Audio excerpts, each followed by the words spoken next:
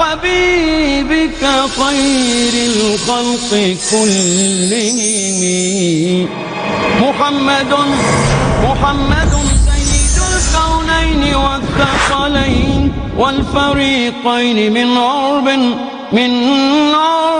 ومن عجم هو الحبيب الذي ترجى شفاعته.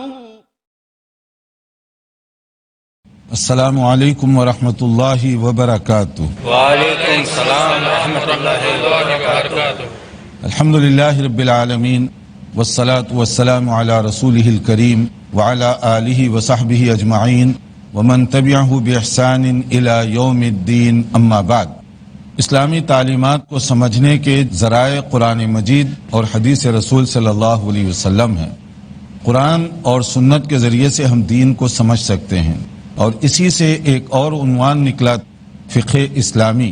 اصل میں قرآن اور حدیث ہی کی عملی، توضیحی اور تفسیری شکل کا نام فقہ اسلامی ہے. آئیے حدیث کو سمجھنے کی ہم کوشش کریں. اس سلسلے میں ہم نے باقاعدہ حدیث کا انتخاب جو کیا ہے بلوغ المرام. حدیث کی ایک بہت ہی مشہور کتاب ہے. یہ اس لیے بہت ضروری ہے کہ اس میں بہت کم وقت میں بہت ساری معلومات دے دی گئی ہیں، اور جو دین کی طرف آنا چاہتے ہیں، دین پر عمل کرنا چاہتے ہیں، دین کو سمجھنا چاہتے ہیں، احکام اور مسائل کے لیے یہ بہت ہی مفید کتاب ہے. اس کی افادیت کا اندازہ آپ اس بات سے لگائیے کہ بہت سارے دینی مدارس جو قرآن و سنت کا علم سکھاتے ہیں، عام طور پر وہاں طلباء کو بلوغ المرام پڑھائی جاتی ہے، یعنی گویا نصاب تعلیم کیریکولم کا جو حصہ ہے وہ یہ حدیث کی کتاب ہے. اسی طرح سے بڑی بڑی یونیورسٹیوں میں، عرب ممالک وغیرہ میں سینئر لوگوں کو جو گریجویشن کر رہے ہیں ان کو یہ کتاب پڑھائی جاتی ہے. اس سے آپ اندازہ کریں کہ جونیئر کے لیے بھی اس کی بڑی اہمیت ہے اور سینئرز کے لیے بھی اس کی بڑی اہمیت ہے.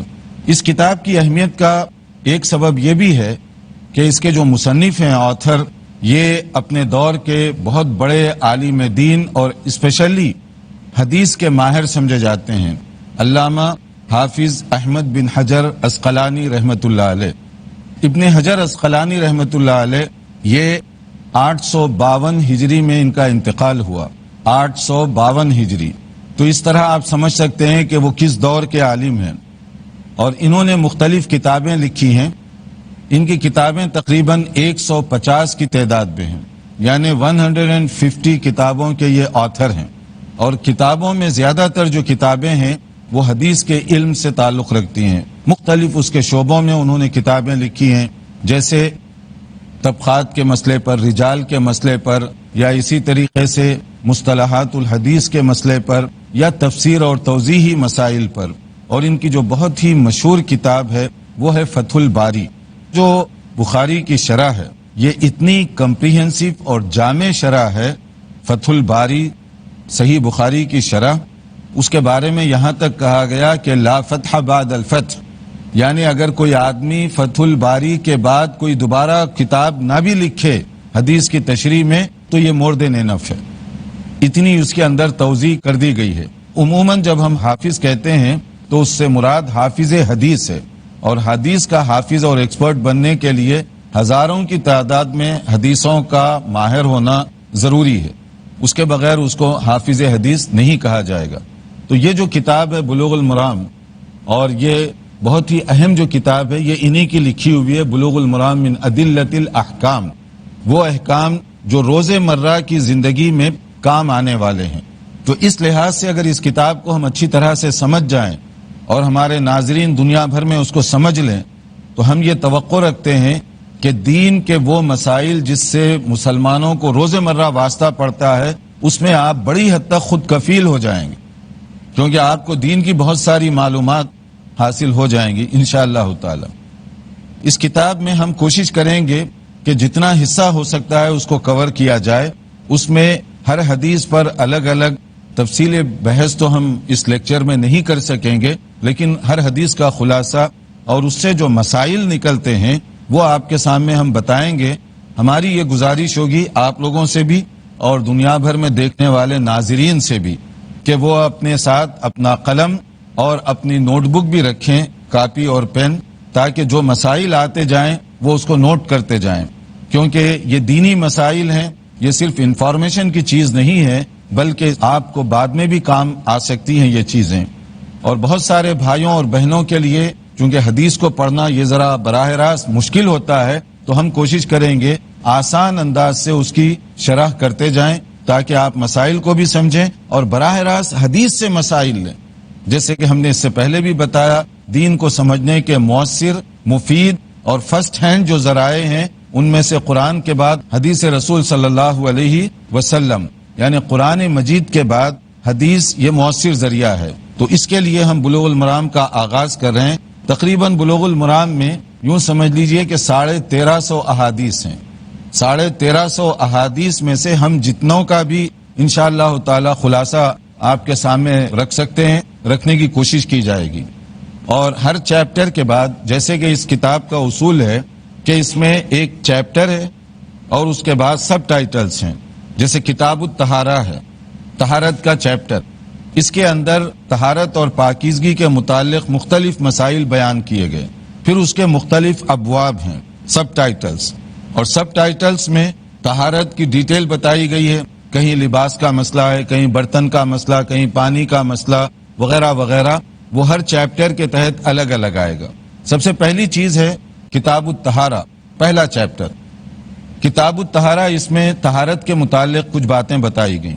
طہارت یعنی پاکیزگی، اور پاکیزگی کا جب تصور آتا ہے تو ایک بات ذہن میں رکھیے کہ عربی زبان میں ایک اور لفظ ہے پاکیزگی اور صفائی کے لیے جس کو نظافت کہتے ہیں۔ نظافت اور طہارت میں فرق ہے۔ انگریزی زبان میں عموماً طہارت کا ترجمہ صحیح طور پہ نہیں کیا جاتا۔ انگریزی میں عام طور پر جو ہے ہائیجین، اس کی بہت اصطلاح عام ہے، خاص طور پر مغربی دنیا میں، یورپ، امریکہ وغیرہ وغیرہ، اور یہاں بھی جو انگلش میڈیم سے ہیں وہ ہائیجین کے پیچھے بہت لگے رہتے ہیں۔ ہائیجین کیا چیز ہے؟ اس کو ہم اگر صحیح ترجمہ کریں گے تو وہ طہارت نہیں بنتا، وہ نظافت بنتا ہے، اور طہارت جو ہے اس سے ایک قدم اوپر ہے۔ اس کا مطلب یہ ہوا کہ حدیث میں جو پاکیزگی کی بات کی گئی، موجودہ زمانے میں جو طہارت کا تصور ہے یا نظافت کا جو تصور ہے اس سے بہت اونچا اور بہت اعلیٰ ہے۔ اس کی ایک میں چھوٹی سی مثال دیتا ہوں تاکہ آپ سمجھیں کہ نبی کریم صلی اللہ علیہ وسلم نے صفائی، پاکیزگی کا جو تصور پیش کیا، آج پوری دنیا جو تصور پیش کر رہی اس سے بہت آگے کا تصور ہے۔ کیسے اس سے آگے کا تصور ہے؟ اس کو دیکھیے کہ نظافت یعنی ہائیجین کا جو تصور ہے، آپ ہاسپٹل میں چلے جائیں، آپ کہیں اور پبلک اداروں میں چلے جائیں، وہاں سب سے اہمیت اسی بات کو دی جاتی ہے۔ اسکولوں میں جائیں، کالجوں میں جائیں، یونیورسٹیوں میں جائیں، اگر میں کپڑے پہنا ہوا ہوں، دیکھنے میں صاف ستھرے لگتے ہیں، تو یہ ہائیجین کے اصول کے مطابق پورے ہیں، مگر شرعی طور پر یہاں کوسچن مارک ہوگا کہ اس کو نظیف تو کہیں گے، طاہر نہیں کہیں گے۔ مثلا کپڑے تو صاف ستھرے ہیں، کوئی داغ دھبا کچھ نہیں ہے، ڈسٹ غبار کچھ بھی نہیں ہے، مگر اگر ان کپڑوں پر کوئی نجاست کی چھوٹی سی چیز بھی گر گئی ہو، جیسے پیشاب کا ایک قطرہ گر گیا، اب شریعت یہ کہتی ہے کہ اس سے میں نماز نہیں پڑھ سکتا، تو اس کا مطلب کیا ہوا؟ دیکھنے والوں کے لیے تو یہ صاف ستھرا ہے، مگر شریعت کے نزدیک یہ صاف ستھرا نہیں ہے۔ اس کو میں جب تک دھو کر صاف نہیں کروں گا میں اس میں نماز نہیں پڑھ سکتا۔ یہی چیز میرے بدن کے بارے میں اور یہی چیز جگہ کے بارے میں بھی ہے۔ تو اس سے آپ اندازہ کر سکتے ہیں کہ دیکھنے میں صرف صاف ہونے سے اسلام اس کو ایکسیپٹ نہیں کر رہا۔ اسلام کہتا ہے ایک قدم اور آگے بڑھنا ہوگا، کہیں کوئی نجاست کی چیز تو نہیں لگی ہوئی ہے، اگر ہے تو پہلے اس کو صاف کرو۔ تو یہ ہے طہارت کا اسلامی تصور، جو موجودہ تصور سے کہیں زیادہ آگے ہے۔ اسی لیے بہت ساری جگہوں پر دیکھیں آپ، پاکیزگی کی، کلیننگ کی بہت باتیں ہوتی ہیں، لیکن جب طہارت خانے میں، ٹوائلٹ میں، آپ پبلک ٹوائلٹ میں چلے جائیں تو وہاں استنجا کے لیے پراپر انتظام نہیں ہوتا، کیونکہ وہ چیزیں، طہارت کا جو اسلامی کنسپٹ ہے وہ ابھی بھی بہت سارے لوگوں کے پاس موجود نہیں ہے۔ ظاہری چیزوں میں زیادہ توجہ دی گئی اور اس کے بعد جو دوسری بڑی چیزیں ہیں اس میں توجہ نہیں دی گئی۔ تو اللہ کے فضل و کرم سے اسلام نے جو تصور پیش کیا وہ ان سارے تصورات سے زیادہ بہتر، جامع اور مکمل ہے۔ تو اس چیپٹر میں طہارت کے متعلق مختلف باتیں اور مختلف مسائل بیان کیے گئے۔ نمبر 1 سب سے پہلا جو سب ٹائٹل ہے اس میں پانی کے متعلق ہے، باب المیاہ، یعنی پانی کا استعمال اور پانی کے بارے میں شریعت کیا حکم دے رہی ہے کہ پانی کب پاک صاف رہتا ہے اور کب ناپاک ہو سکتا ہے، کب آپ اس کو استعمال کر سکتے ہیں اور کب آپ استعمال نہیں کر سکتے، یہ ساری چیزیں اس میں بتائی گئی ہیں۔ پہلی بات اس میں جو پوچھی گئی نبی کریم صلی اللہ علیہ وسلم سے سمندر کے بارے میں، آپ لوگ بھی ماشاءاللہ سمندر جاتے ہیں، دیکھتے ہیں، اس زمانے میں سمندری سفر بہت زیادہ ہوا کرتا تھا، تو جب لوگ سمندری سفر کے لیے جاتے تو اپنے ساتھ پینے کے لیے تھوڑا سا پانی رکھتے اور باقی سارا سمندر کے پانی پر ڈیپینڈنٹ ہوتے، کیونکہ زیادہ پانی ساتھ لے کر نہیں جا سکتے تھے۔ اب اسلام آنے کے بعد ایک ایشو پیدا ہوا کہ سمندر کے پانی سے وضو کر سکتے ہیں یا نہیں کر سکتے۔ اگر کر سکتے ہیں تو پھر تو آسان ہے، نہ کر سکتے ہوں تو کتنا پانی لے کر جائیں ہم، تو وہ بڑی مشکل ہو جاتی تھی۔ تو نبی کریم صلی اللہ علیہ وسلم سے یہی بات پوچھی گئی، فی البحر هو الطہور ماؤہ والحل میتتہ۔ تو نبی کریم صلی اللہ علیہ وسلم نے اس میں دو باتوں کی نشاندہی فرمائی، دو پوائنٹس اس میں آپ نوٹ فرمائیے۔ ایک تو یہ ہے کہ سمندر کا پانی پاک و صاف سمجھا جائے گا، آپ اس سے وضو کر لیں گے تو وضو ہو جائے گا۔ سمندر کے پانی سے وضو کیا جا سکتا ہے، غسل بھی کیا جا سکتا ہے، اور جو پانی سے وضو کرے اور غسل کرے وہ پاک و صاف ہو جائے گا۔ نبی کریم صلی اللہ علیہ وسلم نے ارشاد جو فرمایا۔ دوسری بات اس میں آپ نے یہ بھی فرما دی کہ اس کا جو مردار ہے وہ بھی حلال ہے۔ تو مردار سے مراد کیا ہے؟ یعنی مچھلی وغیرہ اگر سمندر میں آپ کو مری ہوئی حالت میں ملے تو آپ کھا سکتے ہیں یا نہیں کھا سکتے؟ شریعت کا حکم ہے کہ ٹھیک ہے کھا سکتے ہیں، کیونکہ مچھلی کے لیے ذبح تو ہے نہیں۔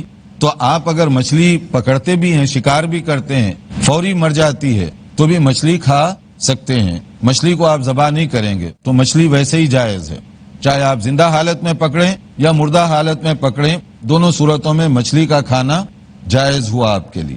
یہ ہو گیا سمندر کے حوالے سے۔ اس کے بعد آئیے اب دوسری جو بات ہے پانی کے بارے میں، کہ آپ کے پاس بعض اوقات آپ اپنے گھر میں ہیں، ایک ٹینک میں پانی ہے اور وہ پانی کے بارے میں آپ کو کوئی ڈاؤٹ ہے کہ پتہ نہیں صاف ستھرا ہے یا نہیں ہے، تو کیسے پہچانیں گے کہ وہ صاف ہے یا نہیں ہے، وضو کے قابل ہے یا نہیں ہے؟ تو شریعت اس میں جو بات بتاتی ہے اس کا خلاصہ دو پوائنٹس میں، اس کو بھی نوٹ فرما لیں۔ اگر پانی تھوڑی مقدار میں ہے، جیسے سمجھیے ایک جگ میں پانی ہے اور اس کے اندر کوئی ناپاک چیز گر گئی، پیشاب کا قطرہ گر گیا، کوئی بھی نجس چیز چھوٹی سی بھی، تو پانی کی مقدار اگر کم ہے تو پورے کا پورا پانی کیا ہوگا؟ نجس ہو جائے گا، ناپاک ہو جائے گا، اس کو پھینکنا پڑے گا۔ اور اگر پانی کی مقدار زیادہ ہے تو ویسے ہی نجس نہیں ہوگا جب تک کہ اس کے اندر کچھ تبدیلی پیدا نہ ہو۔ کیا تبدیلی ہے؟ دیکھتے رہیے پروگرام، ایک چھوٹے سے بریک کے بعد ہم بتائیں گے کہ پانی کب نجس ہوتا ہے، اس کی کیا شرائط ہیں۔ محمد سید الکونین والثقلین۔ ناظرین، وقفے کے بعد دوبارہ حاضر ہیں۔ ہم وقفے سے پہلے بتا رہے تھے کہ پانی بنیادی طور پر پاک صاف ہوتا ہے، اس سے وضو کر سکتے ہیں، پی سکتے ہیں، استعمال میں لا سکتے ہیں، لیکن بعض اوقات پانی ناپاک اور نجس بھی ہو جاتا ہے۔ کب ناپاک اور نجس ہوتا ہے؟ اس کے لیے ہم نے کہا کہ اگر پانی تھوڑی مقدار میں ہو تو اس میں کوئی بھی چھوٹی سی چیز بھی نجاست کی گر جائے تو پورا پانی پھینکنا پڑے گا، چاہے اس میں کوئی علامتیں ظاہری طور پر پیدا ہوں یا نہ ہوں۔ ایک گلاس میں اگر کوئی بھی آپ کو شک ہے کہ کوئی نجس چیز گر گئی ہے تو پورا پانی آپ کو پھینکنا پڑے گا۔ کم مقدار میں پانی ہو تو یہ رول ہے اس کا۔ زیادہ مقدار میں ہو تو کتنی زیادہ مقدار؟ حدیث کے مطابق اس میں کہا گیا 2 قلے۔ قلہ کہتے ہیں ایک بڑا سا جیسے ٹب ہوتا ہے یا گھڑا سمجھ لیجئے، مٹکا سمجھ لیجئے، تو بڑے 2 مٹکوں کے برابر اگر پانی ہو یا چھوٹی ٹینک سے 2 ٹینک پانی ہو، تو اگر اتنی مقدار میں پانی ہو تو شریعت کی دیکھیے کتنی حکمت ہے کہ ہم سے یہ نہیں کہتی کہ اس وقت بھی پورا پانی پھینک دیا جائے، بلکہ پانی اگر اتنی لیمٹ سے آگے ہے، یعنی 2 گھڑوں کے برابر پانی ہے، اب اس میں اگر کوئی نجس چیز گر جائے تب آپ پھینکیں گے نہیں وہ پانی، ورنہ بہت نقصان ہوگا۔ اس کے لیے شریعت کہتی ہے پھینکنے سے پہلے دیکھیں کہ پانی میں کیا تبدیلی پیدا ہوئی۔ تبدیلی کو پہچاننے کے لیے 3 علامتیں بتائی گئیں، ان میں سے کوئی علامت ہونی چاہیے، تب وہ پانی ناپاک ہوگا۔ 3 علامتوں میں سے ایک، یا تو اس کا ٹیسٹ بدل گیا، کوئی چیز ایسی تھی جی کہ مزہ اس کا پانی کا سارا خراب ہو گیا، تو اس کا معنی ہے کہ وہ پانی اب خراب ہو چکا ہے، اس کو استعمال نہ کیجیے، چاہے وہ کنویں کا پانی ہو، حوض کا پانی ہو، کوئی بھی پانی ہو، اس کے اندر وہ بد مزہ ہو گیا، خراب ہو گیا، اس کو استعمال نہ کیجیے۔ یا نہیں تو اس کا رنگ بدل گیا، یعنی پانی بعض اوقات کھڑے کھڑے آپ دیکھیں گے کالا ہو جاتا ہے یا اس کا رنگ کلر بدل جاتا ہے۔ اگر کلر بدل گیا تو پھر اس کا معنی ہے کہ وہ پانی خراب ہو چکا ہے، اس کو آپ استعمال نہ کریں۔ یا تیسری ایک علامت ہے کہ اس کے اندر کوئی بو پیدا ہو گئی، کوئی بدبو وغیرہ پیدا ہو گئی ہے، تو آپ اس پانی کو استعمال نہ کریں۔ یہ تین گویا بنیادی طور پہ علامتیں بتائی گئیں پہچاننے کے لیے کہ پانی پاک ہے یا ناپاک ہے۔ آپ شک میں نہ پڑیے، جیسے ہی آپ دیکھیں گے کہ اس کے اندر اسمیل پیدا ہو گئی تو سمجھیے کہ وہ پانی صحیح نہیں ہے، ٹیسٹ خراب ہو گیا سمجھیے پانی صحیح نہیں ہے، کلر بدل گیا سمجھیے پانی ٹھیک نہیں ہے، اس پانی سے وضو نہ کیجیے یا اس پانی کو غسل کے لیے استعمال نہ کیجیے۔ یہ تین علامتیں بتا دی گئی۔ اب آپ کہیں بھی جائیں، بہت زیادہ پانی، جیسے مسجد میں آپ جاتے ہیں، حوض ہے، بڑا حوض ہوتا ہے، پانی بھرا ہوا ہے، اب اس کے اندر اگر یہ تینوں میں سے کوئی بات نہ ہو جو نیچرلی ہے تو پھر اس کا معنی وہ پانی پاک صاف ہے۔ اب آپ کو شک کرنے کی خواہ ضرورت نہیں ہے کہ پتہ نہیں کہ کس نے ہاتھ ڈالا تھا، کیا ہوا تھا، وہ پانی اسلامی طور پہ صاف ہے، اس سے آپ نہا بھی سکتے ہیں، وضو بھی کر سکتے ہیں، استعمال بھی کر سکتے ہیں، اس میں آپ کے لیے کوئی پرابلم نہیں ہوگا۔ پانی کا مسئلہ یہ آپ کے لیے تو بہت کلیئر ہو گیا۔ تو پانی کم ہو تو ہر صورت میں ناپاک ہو جائے گا، تھوڑی سی بھی نجاست گر جائے، زیادہ ہو تو پھر اس کے لیے یہ تینوں میں سے کوئی ایک بات دیکھی جائے گی۔ اسی طرح بعض اوقات بعض جانور کبھی پانی کے قریب سے گزر جاتے ہیں، شک ہونے لگتا ہے کیا کریں گے، اس کو استعمال کریں یا نہ کریں۔ مثلا کتا کسی کی برتن میں پانی پی رہا ہے آ کر، یا برتن میں چاٹ لیتا ہے، تو کیا کریں گے اس کو؟ کتے تو عام طور پہ ادھر ادھر گھومتے رہتے ہیں، چاہے آپ مغربی دنیا میں جائیں، مشرقی دنیا میں جائیں، عام طور پہ محلوں میں، بازاروں میں آپ کو ملتے ہیں۔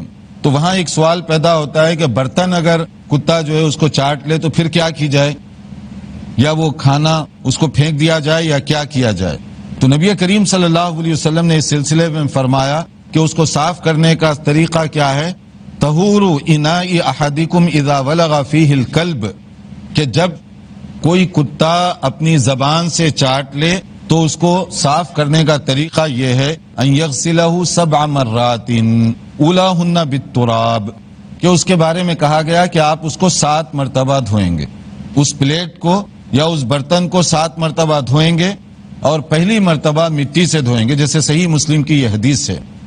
اور چونکہ بلوغ المرام، جیسے ہم نے حدیث کے سلسلے میں بات کی تھی کہ مختلف احادیث کا کلیکشن ہے، مختلف کتابوں سے حسب ضرورت احادیث جمع کی گئی ہیں، اور اس میں ہمارے لیے بڑی سہولت ہے۔